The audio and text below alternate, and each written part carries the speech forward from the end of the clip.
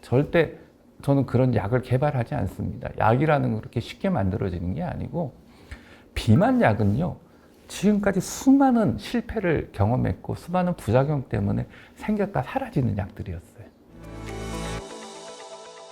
비만, 다이어트, 영양, 섭식의 최고 전문가이신 오상우 동국대 일산병원 가정의학과 교수님을 모셨습니다. 오 교수님 안녕하세요. 안녕하세요. 영양제를 우리나라 사람들이 이렇게 많이 먹는데 그런 영양제 먹는 식습관이 괜찮습니까? 이게 문제가 영양제를 하나만 드셔도 그래도 괜찮은데요. 그게 아니라 2개, 3개, 4개. 이거는 사위가 사다 준 거, 이거는 딸이 사다 준 거, 아들이 사다 준 거. 이걸 갖다 막 섞어서 드세요. 근데 외래 진료를 하다 보면 가끔 가다가 간 기능에 이상이 온다든지, 또 뭔가 다른 몸의 신호를 근육통이 생긴다든지, 약간 어지러워요, 잠이 안 와요 하시는 분도 계시고요.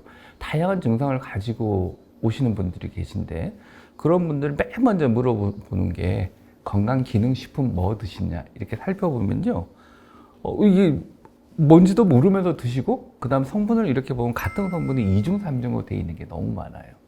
아예 이걸 안 보시고 드시는 거죠.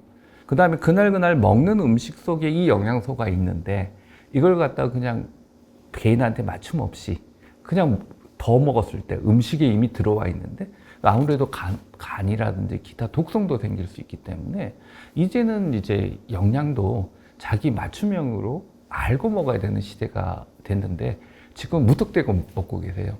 제일 큰 문제가 뭐냐면은 TV나 이런 데서 선전 나오는 거 있지 않습니까? 그거 보고 이제 무턱대고 사시는 거예요.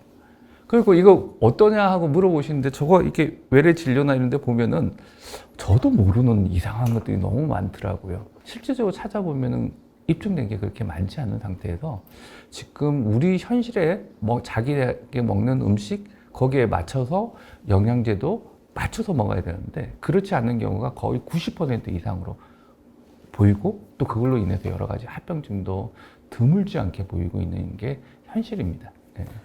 이렇게 이제 영양제를 잘못 섭취해서 또는 과다 복용해서 몸이 나빠진 환자들한테는 어떻게 보통 이제 권고를 하시나요? 간단하게 끊죠. 끊어보면은 이게 이제 이것 때문인지 아닌지 쉽게 알지 않습니까? 그거 끊고 한 1, 2주 있다가 검사를 해보고, 보통은 영양제 들고 오세요 하고 가서 보면은 제 기억에는 한 10개 정도를 한꺼번에 들고 오신 분이 계세요. 이게 몸에 좋은 것도 이 성분이 과유불급이라고 그러잖아요. 많으면은 간이나 이런 데서 이 독성을 해독을 해야 되니까 아무래도 무리가 올 수밖에 없고, 여러 가지 문제도 많이 일으키죠. 내 몸에 맞는 영양제를 고르는 요령. 병원의 의사 선생님들도 사실은 영양을 공부하신 분이 그렇게 별로 없어요. 그 다음에 영양학을 전공하신 분들은 또 임상 경험이 좀 없으세요.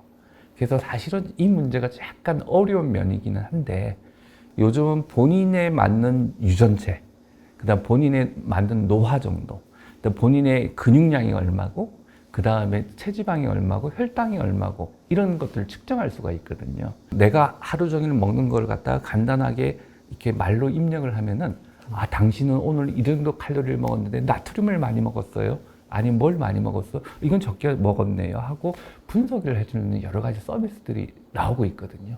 그런 서비스를 기반으로 해가지고 이제 챙겨 드시면 좋습니다. 이런 영양제는 절대 먹어서는 안 된다. 그런 것도 혹시 있습니까? 절대량보다는요, 과하게 먹지 않았으면 좋겠어요. 오메가3가 좋다고 그래서 오메가3 열풍이 일고 나서 막 드시는 거예요. 그 다음에는 이제 어느 한순간에 무슨 크릴새우에 있는 오메가3가 좋다. 그럴 리가 있나요? 근데 아무래도 이 오메가3를 하나 만드는데 이 동물들을 많이 잡아야 되거든요. 비용이 많이 드니까 아예 크릴새우로 뽑아 넣으면 좀 싸거든요.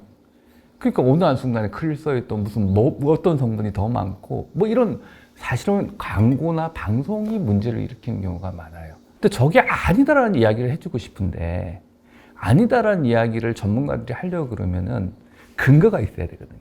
근거 없이 내가 잘못 이야기하면 저걸 파는 사람들이 또 손해를 볼 수가 있죠. 근데 근거가 만들기가 되게 힘들어요. 돈도 많이 들고 하고. 그 다음에 나는 내가 하는 영역이 있는데 굳이 저거 아니라고 근거를 내가 내 돈 들여서 연구할 필요가 없잖아요. 그러니까 그런 이야기를 못 하고 있을 뿐이지. 그래서 사실은 건강기능식품 이런 것들도 그 전문가라든지 아니면 근거를 좀 갖고 있는 그런 것들 위주로 드시고, 뭔가 새롭고 뭔가 뉴 트렌드처럼 나오는 거는 항상 좀 조심하셨으면 좋겠어요. 뭐 교수님이 마치 무슨 건강보조식품을 섭취를 권고한 것처럼 뭐 이런 식으로 좀 오해를 불러일으킬 수 있는 그런 상황이 있었다고요. 그 제가 왜 방송을 나갔나 싶을 정도로 모 방송 출연하고 나서 제가 마치 약을 개발하고 무슨 제품을 개발한 것처럼 그렇게 선전을 하면서 그 다음에 거기에 비만의 특수한 뭐 약을 개발했다. 또 그 약 어디 있어요? 주세요 하시는 분도 계시고, 다이어트 약들, 몰래 만든 약들을 안정성도 입증이 안 된 약들을 국내에 수입해서 마치 제 얼굴 이렇게 세워놓고 제가 개발을 했다고 이야기하고, 어떤 분은 그래서 전화로 확인까지 했는데 제가 그 회사 자문을 하고 있고 아니면 저하고 같이 개발을 했다. 야, 그거 완전 사기인데요? 이게 근데 그걸 갖다 고발을 하고 하더라도 이미 여러 사람들이 있어서 하나가 막히면 또 다른 데 새로 만들고, 그러니까 인터넷이나 이런 데서 차단을 하더라도 금방 또 만들 수 있으니까. 그래서 지금 그렇게 다 피해를 보시는 분들이 연락이 많이 오세요. 근데 저도 안타까운 게 저를 이렇게 알아주시니까 너무 고맙고 한데 제가 할 수 있는 방법이 없어요. 그래서 좀 마침 그런 말씀을 해주셔서 너무 감사한데, 절대 저는 그런 약을 개발하지 않습니다. 약이라는 건 그렇게 쉽게 만들어지는 게 아니고, 비만 약은요, 지금까지 수많은 실패를 경험했고 수많은 부작용 때문에 생겼다 사라지는 약들이었어요. 그래서 그 비만 약은 특히 다른 약보다는 굉장히 안전성을 요구하기 때문에 누구 한 사람이 쉽게 개발할 수 있는 약이 아니고, 그 다음에 많은 연구와 안전성을 입증해야 쓸 수 있는 약이거든요. 그래서 저는 저 혼자 능력 갖고 그런 약 개발 못 합니다. 그래서 그런 약 믿지 마십시오. 그런 선전.